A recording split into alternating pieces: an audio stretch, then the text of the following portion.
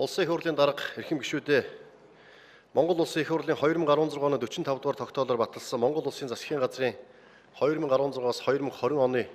үйл ажиллагааны хөтөлбөрийн 5.4-5-д цагдаагийн албаны тухай хуулийг шинжилэн цагдаагийн байгууллагын түргэн шуурхай иргэдэд чиргэлгүй ажиллах нөхцөлийг бүрдүүлнэ гэж заасны дагуу цагдаагийн албаны тухай хуулийн шинжилсэн найруулгын төслийг боловсруулан Улсын их хурлын хууль зүйн байнгын хорооны хуралдаанаар хэлэлцүүлэн танилцуулж байна. 2014 оны 1-р сарын 1-ний өдрөөс эхлэн дагаж мөрдөж байгаа цагдаагийн албаны тухай хуульд цагдаагийн байгууллагын албан хаагчийн эрх зүйн байдал, цагдаагийн байгууллагын зарим үйл ажиллагаатай холбоотой харилцааг тусдаа хуулиар зохицуулахаар заасан. Гэвч дээрх зохицуулалтуудыг агуулсан тусгаалсан хуулиуд нь одоо хүртэл батлагдаагүй улмаас цагдаагийн албан хаагчийн эрх зүйн байдал, нийгмийн баталгаа, хөдөлмөрийн дотоод харилцаа зэрэг олон зохицуулалтууд нь төрийн албаны тухай хуульд заасан нийтлэг журмаар зохицуулагдаж, биеийн хүч, тусгай хэрэгсэл, галт зэвсэг хэрэглэтэй холбоотой харилцаа нь цагдаагийн албаны тухай хуулийг дагаж мөрдөх журмын тухай хууль болон засгийн газрын гишүүний төвшөнд баталсан эрх зүйн актаар зохицуулагдаж байна. Ийм дээрх зохицуулалтуудыг нэмж тусган цагдаагийн байгууллагын үйл ажиллагааг шуурхай, үр дүнтэй зохион байгуулах, цагдаагийн албан хаагчийг үр бүтээлтэй тогтвор сурчтай ажиллах нөхцөл боломжийг бүрдүүлэх, хүний эрх хэрэгжүүлэг дээдлийн хүндэтгэх,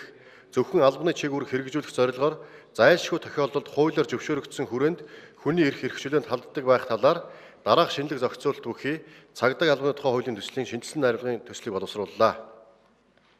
Тухайлбал цагдаагийн байгууллагын удирдлага, бүтэц зохион байгуулалтын бүтцийг чиг үүрэгтэн нийцүүлэн, нэгдмэл төвлөрсөн удирдлагатай байх зарчим нийцүүлэн, уян хатан тодорхойлох боломжийг бүрдүүлэх,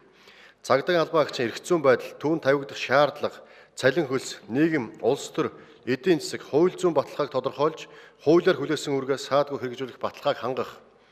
цагдаагийн албан хаагчаас өдөр тутам хэрэгжүүлдэг хүний эрх хэрэгжүүлэг хязгаарласан албадлагын шинжтэй арга хэмжээг авах үндэслэл журмыг тодорхойлох, цагдаагийн албан хаагч нарын албан үүрэгтэй хандах хандлагыг эргээр өөрчлөх зорилгоор цагдаагийн байгууллагын тодорхой албан тушаалд анхлан томилох, албан хаагчийн албан тушаалд төвшүүлэн томилохдоо албан хаагчийн мэдлэг, мэрэгжил, ур чадвар, гаргасан амжилт, хувийн болон мэрэгжлийн ёс зүйг үндэслэл болгох, албан тушаал эрхлэх шат дарааллыг баримтлах зарчмыг тусгах,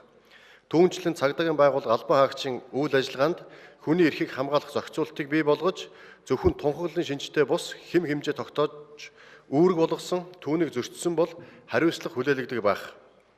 Цагдаагийн албан хаагч өөрийн албан тушаал хариуцсан нутаг дэвсгэр чиг үүргээс үл хамааран хүний амнаас эрүүл мэндэд бодит аюул учруулсан тохиолдолд нэн дарга арга хэмжээ авах болон иргэн аж ахуй нэгж байгууллагаас цагдаагийн байгууллагын үйл ажиллагааг дэмжлэг тусалцаа үзүүлэх эрх зүйн орчныг бүрдүүлэх зэрэг болно.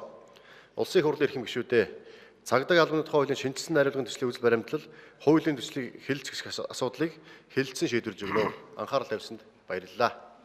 Ямц сайдад баярлалаа. Хуулийн төслийн үзэл баримтлалын талаар хууль